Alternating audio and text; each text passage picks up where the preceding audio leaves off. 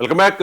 ఇరాన్తో Israel and America చేస్తోన్న ఈ 27 రోజుల యుద్ధంలో ఎక్కడా కూడా ఇరాన్ తగ్గడం లేదు, దేనికైనా సిద్ధమని చెప్తోన్న పరిస్థితి కనిపిస్తోంది. ఈ నేపథ్యంలో ఇజ్రాయెల్ ఇరాన్ పైకి అణ్వస్త్రాలు గురిపెట్టడానికి సిద్ధమవుతూ ఉన్నట్టుగా వార్తలు వస్తూ ఉన్నాయి. నిజంగా ఇది చాలా భీకరమైన వార్త, ఎందుకంటే అణ్వస్త్ర దాడి అంటే ఆ పరిణామాలు గతంలో మనం చూసాం. మీరు చెప్తున్నట్టుగా అంటే గల్ఫ్ దేశాలు కానీ ట్రంప్ కానీ నిజంగా ఒక రకంగా భయపడుతూ ఉన్నారు. దేనికైనా సిద్ధము అని చెప్పి ఇరాన్ ప్రకటిస్తున్న పరిస్థితి. నిజంగా అటువంటి పరిస్థితి వస్తుందంటారా?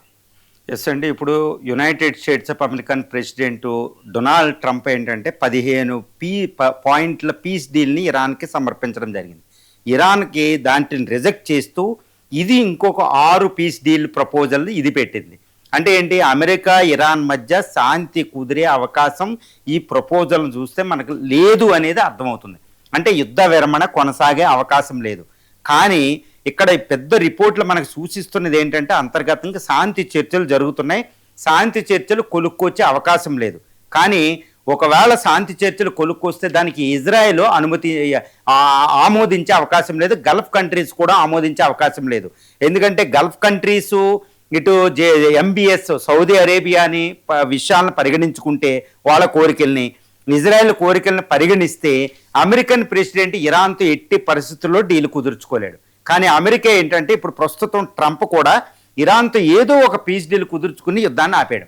ఒకవేళ ఇరాన్ని, గల్ఫ్ కంట్రీస్ని, వాళ్ళ కోరికల్ని, వాళ్ళ యొక్క యాస్పిరేషన్ పరిగణించకుండా అమెరికా ఇరాన్తో పీస్ డీల్ కుదుర్చుకుంటే ప్రాబ్లం ఏంటంటే అమెరికా ఇరాన్ల మధ్య యుద్ధం ఆగుతుంది, కానీ గల్ఫ్ కంట్రీస్ ఇరాన్ మధ్య, ఇజ్రాయెల్ ఇరాన్ మధ్య యుద్ధం ఆగదు.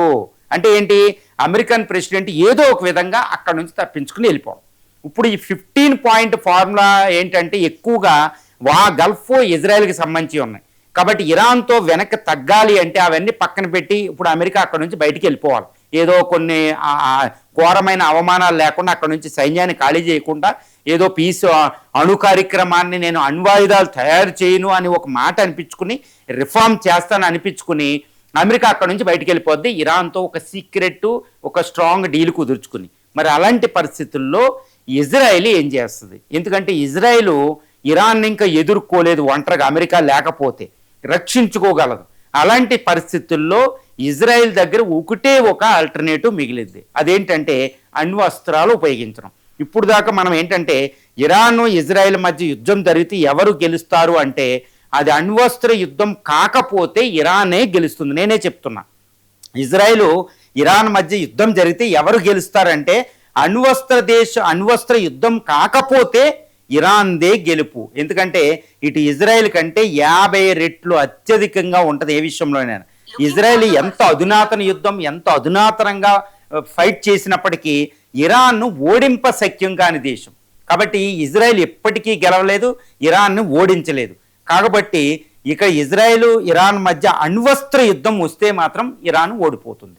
అది అందువల్ల ఇజ్రాయెల్ చేతిలో ఒకే ఒక బ్రహ్మాస్త్రం అణ్వస్త్రాలు.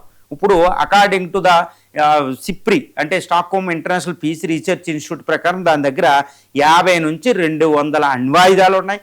ఆ అణ్వాయుధాలను ప్రయోగించే జెరిచ్చో 1, జెరిచ్చో 2, జెరిచ్చో 3 లాంటి ఐసీబీఎంలో, అది కూడా మిర్వ్ టెక్నాలజీ అంటే ప్రపంచంలో అత్యాధునిక ఖండాంతర క్షిపణులు దాని దగ్గర ఉన్న ICB inter continental ballistic missile, దాంతోపాటు గోల్డెన్ హొరైజన్ అని ఇంకా ఎన్నో మిసైల్స్ దాని దగ్గర ఉన్నాయన్నమాట, ఏది సిల్వర్ స్పారో అంటూ.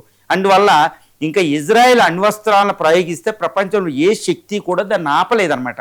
అంతటి అధునాతనమైన న్యూక్లియర్ మిసైల్స్ ఉన్నాయి. అంటే ఇప్పుడు ఇరాన్ని ఓడించలేకపోతే ఇరాన్ ఇంకా అటాక్ చేస్తున్నప్పుడు అమెరికా అక్కడ నుంచి పలాయన చిత్తగిస్తే ఇరాన్తో సీక్రెట్ డీల్ కుదుర్చుకుని, లేకపోతే ఏదో డీల్ కుదుర్చుకుని ఇరాన్ని అక్కడ ఇజ్రాయెల్ని గల్ఫ్ కంట్రీస్ని వదిలేసి ఇరాన్ ఇంకా యుద్ధం చేస్తూ ఉంటే ఇజ్రాయెల్ దగ్గర ఉన్న ఒకటే ఒక అణ్వాయుధం ఏంటంటే అణ్వాయుధమే, బ్రహ్మాస్త్రం అణ్వాయుధం బ్రహ్మాస్త్రం, ఇంకా దిక్కులేని పరిస్థితి అనమాట.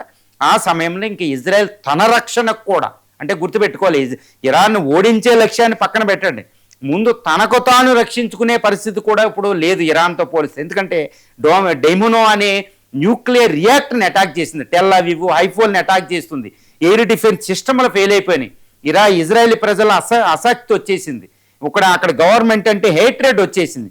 కాబట్టి ఇరాన్ నుంచి ఇజ్రాయెల్ తనకు తాను రక్షించుకోవడానికైనా అణ్వాయుధాలు ప్రయోగించాల్సిన అవసరం ఉంది. ఇప్పుడు ఇజ్రాయెల్ అణ్వస్త్రాలు ప్రయోగిస్తుందంటే ప్రయోగించే అవకాశాలు ఎక్కువ. అక్కడ రష్యా ఉక్రెయిన్ మీద వెయ్యదు, ఎందుకంటే ఉక్రెయిన్ అనేది యూరోప్ దగ్గర ఉంది, 3వ ప్రపంచ యుద్ధం వస్తుంది. ఉక్రెయిన్ కూడా రష్యాలో ఒక పార్ట్ రష్యన్స్ ఎక్కువ ఉంటారు. అమెరికా కూడా వేరే చోట అణ్వాయుధాలు వేయలేదు, ఎందుకంటే అణు యుద్ధం అవుతుంది. కానీ ఇజ్రాయెల్ ఏంటంటే ఇవన్నీ పట్టించుకోదు, అంతర్జాతీయ చట్టాలను పట్టించుకోదు. అది మనం గాజా యుద్ధంలో చూసాం. ఉక్రెయిన్లో యుద్ధం చేసేటప్పుడు రష్యా అయినా అంతర్జాతీయ చట్టాలను కొంత పట్టించుకుంటుంది, కానీ గాజాలో యుద్ధం చేసేటప్పుడు ఇజ్రాయెల్ ఎక్కడా కూడా అంతర్జాతీయ చట్టాలను పట్టించుకోలేదు. కాబట్టి ఇప్పుడు ఇరాన్ మీద అణ్వాయుధం వేయడానికి ఇజ్రాయెల్కి ఎటువంటి అడ్డంకి ఉండదు, దాని మైండ్ సెట్ కూడా అదే. కాబట్టి ఇక అమెరికా ఇరాన్తో డీల్ కుదుర్చుకుని ఆ ప్రాంతం నుంచి బయటికి వెళ్ళిపోతే ఇక ఇజ్రాయెల్ తనకు తాను రక్షించుకోవడానికి, తన అస్తిత్వాన్ని కాపాడుకోవడానికి ఇరాన్ మీద అణ్వస్త్రం వేయడం తప్పితే వేరే దిక్కు లేదు. కాబట్టి ఇప్పుడు అమెరికాని ఒకటే కోరుకుంటున్నారు అందరూ, అమెరికా ఇరాన్తో డీల్ డైరెక్ట్ కుదుర్చుకోకుండా ఇజ్రాయెల్ గల్ఫ్ కంట్రీస్లు కూడా రక్షణ వచ్చేటట్టు కంప్లీట్గా యుద్ధం ఆపేటట్టే ఇరాన్తో డీల్ కుదుర్చుకుని అమెరికా అక్కడ నుంచి వెళ్ళడం మంచిది, ఎగ్జిట్ అవ్వడం మంచిది అనే అభిప్రాయం వ్యక్తం అవుతుంది. కానీ ఇక్కడ డొనాల్డ్ ట్రంప్ పరిస్థితి ఏంటో మనకు తెలియదు. అమెరికా చరిత్ర కూడా ఎవరు నమ్ముకున్నారో వాళ్ళని వదిలేసి ఒంటరిగా బయటికి వెళ్ళడం అలవాటు. మరి ఇప్పుడు ఇజ్రాయెల్ తన అణ్వస్త్రాలను అన్నిటిని రెడీ పెట్టింది, అది ఎప్పుడు సిద్ధంగానే ఉంచింది. తన సైలోస్లో అంటే ఈ జెరిచో మిసైల్ 3ను కూడా సిద్ధం చేసిందని తెలుస్తుంది. ఎందుకంటే అణ్వస్త్రాలు వారి హెడ్లు ఇజ్రాయెల్ ఎప్పుడూ సిద్ధంగానే ఉంటాయి, వేరే దేశాల్లో కాదు. అక్కడ చాలా సీక్రెసీ ఎక్కువ ఉంటుంది. ఫ్రాన్స్ సహాయంతో అణ్వస్త్రాలను అది ప్రమోట్ చేసుకుంది, డెవలప్ చేసేసింది. ఫ్రాన్సే దానికి అణు పరీక్షలు కూడా చేసి పెట్టింది. ఎప్పుడు ఇజ్రాయెల్ అణు పరీక్షలు జరగలేదు, బయటే జరిగినాయి. కాకపోతే ఇజ్రాయెల్ దగ్గర 50 నుంచి 200 అణ్వస్త్రాలు ఉండడం అనే రిపోర్ట్ అనేది సిప్రి ప్రకటించింది. కాబట్టి ఇజ్రాయెల్ కూడా తన అణ్వస్త్ర దేశం అనే ప్రకటించుకుంది ఎప్పుడు కూడా. కాబట్టి ఇరాన్ ఓడించడానికి ఒకటే ఒక దిక్కు ఇది. కాబట్టి డొనాల్డ్ ట్రంప్ మొత్తం అన్ని దేశాలను కలుపుకుని శాంతి సంధి చేసుకోవడం బెటర్ అనేది అభిప్రాయం ఇక్కడ వ్యక్తం అవుతుంది.